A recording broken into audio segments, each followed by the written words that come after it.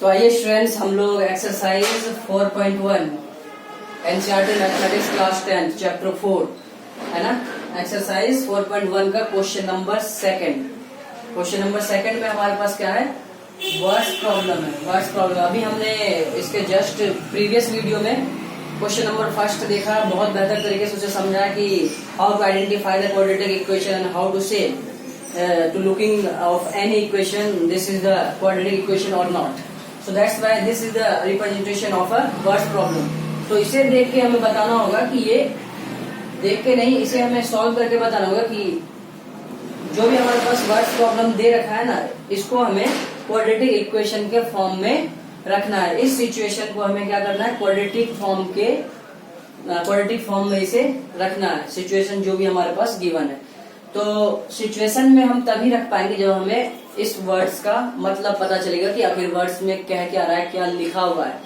तो प्रॉब्लम यहीं से जनरेट हो जाती है। और मैं आप लोगों को एक बात बता दूं, इन फ्यूचर भी आप लोगों को काम आएगा बहुत। तो कहा जाता है कि जितनी बड़ी मुसीबतें होती है ना, और उतनी बड़ी वो मुसीबत अपने साथ उतनी बड़ी अपॉर्चुनिटी लेके आती है। तो ये कहीं न कहीं उसी पार्ट का हिस्सा है, उसी का हिस्सा एक। तो अगर आप लोगों को ये समझ में वर्ड्स प्रॉब्लम है, पहले समझ में नहीं आएगा, लेकिन अगर एक दो बार सही से आप लोग देख लेते हैं, अच्छे से समझ लेते हैं, तो आप लोगों को एक बहुत अच्छा अपॉर्चुनिटी मिल जाएगा वर्ड्स प्रॉब्लम को सॉल्व करने का। तो हम लोग देखते हैं कि आखिर ये क्वेश्चन क्या कह रहा है और इसको रिप्रेजेंट करते हैं क्वाड्रेटिक इक्वेशन में। तो सॉल्यूशन की तरफ एक नजर देते हैं। सबसे पहले इसे हम समझ लेते हैं ताकि हम आगे स्टेप्स बढ़ा सके। क्या कह रहा है कि the area of rectangular plot, क्या कह रहा है कि रेक्टेंगुलर प्लॉट मतलब कि रेक्टेंगल है ना, रेक्टेंगल जिसमें लेंथ ब्रेथ होता है ना, रेक्टेंगुलर प्लॉट। कह रहा है कि इसका एरिया जो है, इसका एरिया कितना है, 528 मीटर स्क्वायर।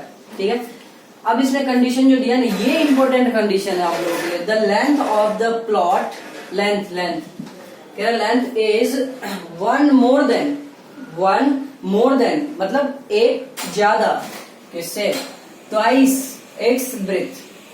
कह रहा है कि लेंथ जो है प्लॉट का, उसके ब्रेथ के ट्वाइस से, उसके ब्रेथ के ट्वाइस से एक ज्यादा है। बात समझ में नहीं आई, कोई बात नहीं, बहुत अच्छे से आने वाली है, आप लोग बस देखते रहिए। लेंथ हमारे पास क्या बोला, लेंथ हमारे पता नहीं, लेंथ जो है ना, लेंथ जो होगा वो क्या कह रहा है कि लेंथ ब्रेथ का 2 टाइम्स, ब्रेथ के 2 टाइम्स से क्या है, एक ज्यादा है। ठीक है, ये क्या है, लेंथ है। ब्रेथ तो पता ही नहीं है हमें, ब्रेथ अभी पता नहीं है, ये हमें, ये क्या है, अननोन है, अननोन, ये अननोन है। तो ये हमारे पास इसकी इंफॉर्मेशन है। ठीक है, लेंथ की इंफॉर्मेशन है, लेकिन किसकी इंफॉर्मेशन नहीं है, ब्रेथ की। तो हमारा फर्ज बनता है कि हम ब्रेथ को एक नाम दे, एक उसकी पहचान दे। क्या दे दे, लेट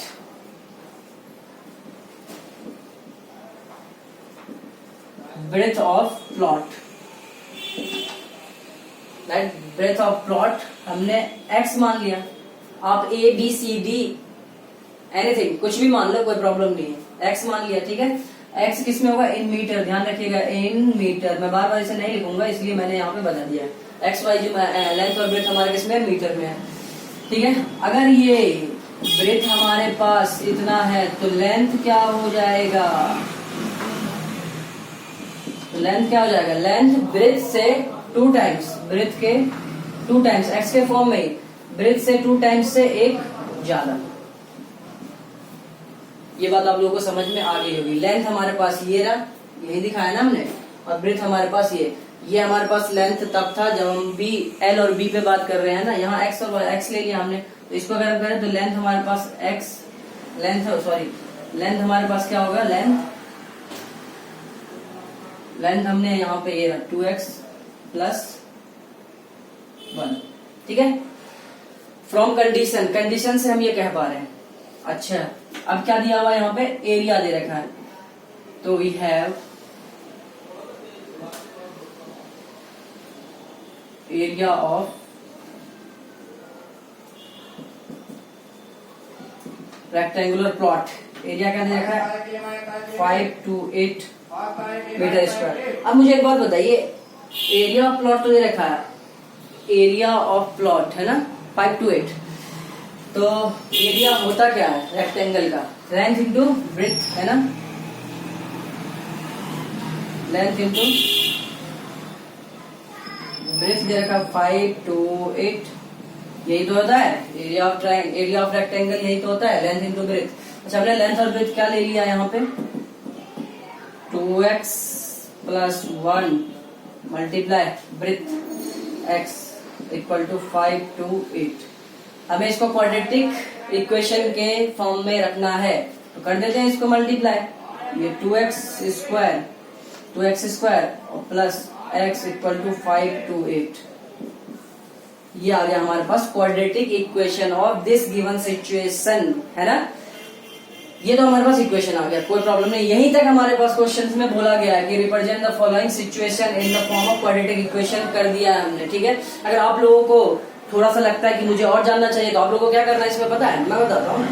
इसमें आप लोगों को अगर लगता है कि मैं जानना चाहता हूँ या जानना चाहती हूँ कि मुझे लेंथ और ब्रेथ इसका पता होना चाहिए, मैं जानना चाहता हूँ, ये जानना चाहती हूँ कि इसका लेंथ और ब्रेथ क्या है ये पता करो, तो आप लोगों को कुछ नहीं करना है, 2x स्क्वायर प्लस x इसको इधर ले आना है, -5 to 8 हो जाएगा ये। इसको क्या करोगे आप लोग, क्या करोगे फैक्टराइजेशन मेथड लगा दो, आप लोग x की वैल्यू निकाल लो इजिली। x जो आएगा, अगर x आ गया तो ये ब्रेथ हो जाएगा और उसी पे हम x के भी आप पे बोल देंगे कि लेंथ ये है।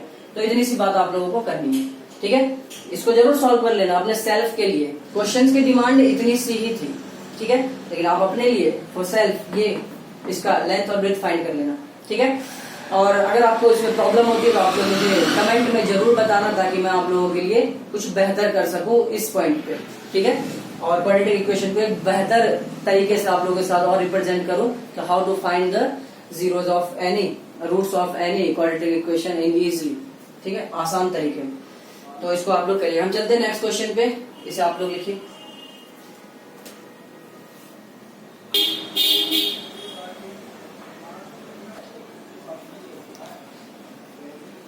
तो आइए स्टूडेंट्स हम लोग क्वेश्चन नंबर 2 का सेकंड पार्ट डिस्कस कर लेते हैं। ये भी वर्ड प्रॉब्लम है, बहुत अच्छा क्वेश्चन है। आप लोगों को आगे भी इस टाइप के क्वेश्चंस मिलेंगे, तो इसलिए इस पे बहुत अच्छे से ध्यान दीजिए ताकि आगे आप लोगों को इसका हेल्प मिल सके अच्छे तरीके से, ठीक है। तो इसमें क्या बोला गया है, हम अगर सॉल्यूशंस की बात करते हैं तो क्या बोला गया कि the product of 2 consecutive positive integer. इतनी सी बात में तो पूरी कहानी बोल दी इसने, पूरी कहानी बोल दी। कैसे मैं बताता हूँ, consecutive positive integer is 306, we need to find the integer, ठीक है। क्वेश्चंस की डिमांड हमारे पास सिचुएशन को, इसको क्वाड्रेटिक, इस सिचुएशन को क्वाड्रेटिक इक्वेशन के फॉर्म में रिप्रेजेंट कर दो, ठीक है। और हमने क्या अभी फर्स्ट क्वेश्चन में मैंने ये भी कहा था कि आप लोगों से कि उस क्वेश्चन पे आप लोग फैक्टराइजेशन मेथड लगाओ और उसमें आप लोग क्या करो, उसके एग्जैक्ट लेंथ और ब्रेथ निकाल लो, ठीक है। तो आप लोगों ने किया भी होगा और यहाँ पे भी हम वही बात करेंगे, तो क्वेश्चंस को कीजिएगा जरूर। तो क्या बोला, कॉन्सिक्यूटिव पॉजिटिव इंटीजर 306। सबसे पहले तो हमें ये समझना होगा कॉन्सिक्यूटिव होता क्या है, कॉन्सिक्यूटिव क्या होता है। कॉन्सिक्यूटिव के बारे में बता दूं आप लोगों को थोड़ी सी बात कि कॉन्सिक्यूटिव जो होता है वो लगातार होता है। क्या होता है, लगातार नंबर। अगर मैं कहता हूँ कि x का कॉन्सिक्यूटिव क्या होगा, चलिए थोड़ा सा हम इसे पहले डिटेल कर लेते हैं, डिटेल में समझते हैं क्या। मैं कहता हूँ कि 2 का कॉन्सिक्यूटिव क्या होगा, आप लोग बोलिएगा 3। मैं कहूँगा 5 का कॉन्सिक्यूटिव क्या होगा, आप लोग बोलिएगा 6। मैं बोलूंगा -2 का कॉन्सिक्यूटिव क्या होगा, -2 का कॉन्सिक्यूटिव क्या होगा, तो आप लोग बोलिएगा -1। क्या बोलिएगा, -1। तो मुझे समझ में एक बात आ रही है इससे क्या कि कॉन्सिक्यूटिव का मतलब है कि जिसका कोई अगर एक नंबर हमारे पास है तो उसका अगर कॉन्सिक्यूटिव बोलूं तो एक ऐड करके हम उसे उसका कॉन्सिक्यूटिव बता देते हैं, ठीक है। जैसे मैंने 2 का 3 बोला, 5 का 6 बोला, -2 का -1 बोला, क्योंकि -2 में जब +1 करेंगे तो -1 आएगा, इसलिए। तो लगातार नंबर, ठीक है। कॉन्सिक्यूटिव का मतलब है लगातार। तो यहाँ से हम लोग देखते हैं कि पॉजिटिव इंटीजर कह रहा है, क्या बोला इसने, पॉजिटिव। माइनस तो हम ले ही नहीं सकते, पॉजिटिव लेना है, ध्यान रखिएगा। इंटीजर्स, पॉजिटिव इंटीजर्स, ठीक है, 1 to infinity इज 306। तो हम लेट करते हैं यहाँ पे, लेट, यहाँ हम लेट कर लेते हैं let the two consecutive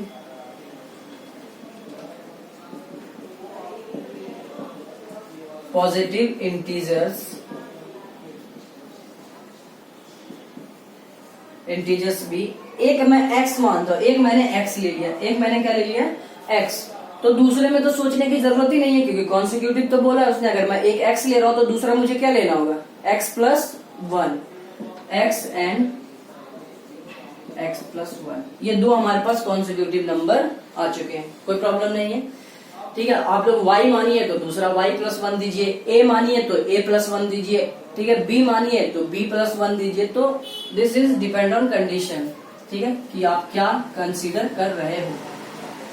ठीक है, अब इसके बाद बोला प्रोडक्ट ऑफ टू, इन दोनों का क्या प्रोडक्ट अकॉर्डिंग टू क्वेश्चन। ये ATQ है, बहुत अच्छा है, फुल फॉर्म जानना चाहेंगे। According to question, according to question, तो दोनों का प्रोडक्ट का मतलब x और x प्लस 1 का जो प्रोडक्ट ही तो ये मल्टीप्लाई होता है बीच में, x और x प्लस 1 का प्रोडक्ट हमारे पास 306 दे रखा है, कोई प्रॉब्लम नहीं। ठीक है, तो इसको मल्टीप्लाई कर दीजिए, ये x square plus x equal to 306, तो ये x square plus x minus 306 equal to 0। ये हमारे पास आ गया है। ये सिचुएशन, ये वाली सिचुएशन किसमें हमने रिप्रेजेंट कर दिया है, क्वाड्रेटिक इक्वेशन में, तो कोई प्रॉब्लम यहाँ तक नहीं होगा। मैं फिर एक बार आप लोगों के साथ एक बात करना चाहता हूँ कि क्वाड्रेटिक इक्वेशन तो आ गया है, अगर इसमें बोला जाए कि बताओ वो नंबर कौन सा, जैसे यहाँ बोला ना we need to find the integer, हमें इंटीजर फाइंड करने की आवश्यकता है, तो कर लेते हैं, क्या प्रॉब्लम है। आप लोग वैसे कर भी लीजिएगा इसको, कितने स्टूडेंट ने किया भी होगा। ठीक है, तो यहाँ पे हम इसको कर लेते हैं 306। हमें ऐसा ही दो डिजिट लेने हैं जो मल्टीप्लाई करने पे तो 306 आ जाए, लेकिन उसे ऐड करेंगे तो मिडिल टर्म क्या आ जाए, मिडिल टर्म x मतलब 1, तो स्प्लिट फॉर्म करते हैं। ठीक है, तो ये दो नंबर ले लो ना, x स्क्वायर प्लस का 18x ले लो और माइनस का 17 ले लो, 17x 306 इक्वल टू 0। 18 मल्टीप्लाई 17 करोगे ना आप लोग तो पता है क्या आएगा, 306 आएगा, और 18x में से 17x को माइनस करो तो प्लस का x आ जाएगा। अब आप लोग सोच रहे हो कि सर 18 17 आपने ले कैसे लिया, तो मैंने कोई जादू तो चलाया ही नहीं है, डिस्क्रिप्टिव पेपर है। जब आप लोग ऑब्जेक्टिव पढ़िएगा ना क्वाड्रेटिक इक्वेशन, तब मैं आप लोग को शॉर्ट तरीका और मैं इसका शॉर्ट भी बताऊंगा कि कैसे हम लोग तुरंत किसी भी नंबर को मानना कंसीडर कर लेते हैं। देखिए 306 कुछ नहीं करा मैंने, 306 का फैक्टर ले लिया, हमें पता है 6 6 3 9, 3 से कैंसिल होगा, बड़े से बड़ा नंबर लेके कैंसिल कीजिए, हमें देखना है कि ये स्प्लिट हो रहा है कि नहीं, मिडिल वाला टर्म सेटिस्फाइड कर रहा है। 306 ये 1 0 यहाँ क्या आ जाएगा 2, 2 1 3, ये भी 3 से हो जाएगा, 3 3 9 4 3 12, ये 34 17 में ही तो आता है, तो 2 बार में 17 दूनी 34, देखो 17 तो आ गया। मुझे पता है कि अब मुझे तो इसके आस पास नंबर लेना है, 3 3 9 और 9 2 18, तो ये दोनों है ना, तो 18 और 17, 3 9 2 18, तो 18 और 17 हमारे क्या हो जाएंगे, वो दो नंबर हो जाएंगे जो हमारे पास मिडिल टर्म को सेटिस्फाइड कर रहा है कि दोनों को जब माइनस करेंगे तो एक ही आएगा, मिडिल टर्म में एक ही दे रखा है, तो बहुत अच्छी सी बात है। तो हम ऐसे छोटी छोटी बात करके चीजों को आगे बढ़ा लेंगे, कोई प्रॉब्लम नहीं है। तो यहाँ से आ गया, यहाँ पे आप लोगों का ये आंसर हो चुका है। ठीक है, यहाँ से करेंगे तो x कॉमन ले लीजिए, x प्लस 18 माइनस 17 कॉमन ले लीजिए, x और यहाँ पे क्या आ जाएगा, क्या आ जाएगा प्लस 18 इक्वल टू 0। अच्छा, x प्लस 18 इक्वल टू 0 और करके लिख देते हैं x minus 17 equal to 0, x equal to minus 18, x equal to minus 18 और x इक्वल टू 17। दो बातें आ चुकी है। अब यहाँ पे हमें हेल्प करेगा कि इन दोनों में से नंबर हमें लेना कौन सा है, ये इसमें हेल्प क्या करेगा, कौन करेगा हमारा, ये जो सिचुएशन दे रखा है ना, ये हेल्प करेगी। कैसे करेगी, बहुत ध्यान से सुनना। इसने बोला कि कॉन्सिक्यूटिव पॉजिटिव इंटीजर लेने हैं, पॉजिटिव, तो this is not condition for this situation, ये कंडीशन हमारे पास इस सिचुएशन को मैच नहीं कर रहा है, तो ये तो नहीं लेना है हमें। क्या लेना होगा, x इक्वल टू 17, पहला नंबर हमारा x इक्वल टू 17 है, तो दूसरा बताओ ना, बहुत अच्छे से बताओ, दूसरा x प्लस 1 ही तो है, 17 प्लस 1 इक्वल टू 18, तो 17 और 18 ये दो नंबर, दो integer, we need to find the integers, इसका आंसर आप लोग लिख सकते हो। इसलिए बोला गया क्वेश्चन में कि we need to find the integer, अगर एक माइनस में आ रहा है और एक प्लस में आ रहा है तो हम कैसे डिसाइड करेंगे कि हमें कौन सा इंटीजर लेने हैं, तो ये कौन बताएगा हमें, ये बताएगा हमारा क्वेश्चंस के सिचुएशन पे डिपेंड करेगा, वो हमारे वर्ड्स बताएंगे। ठीक है, तो ये बहुत अच्छी बात थी और डीप बात थी, इसलिए मैंने डिस्कस कर लिया आप लोगों से और आप लोग समझ भी गए होंगे। हम चलते हैं अपने नेक्स्ट क्वेश्चन पे, तो बहुत ध्यान से इसको समझिए और सोचिए इसके बारे में। ठीक है।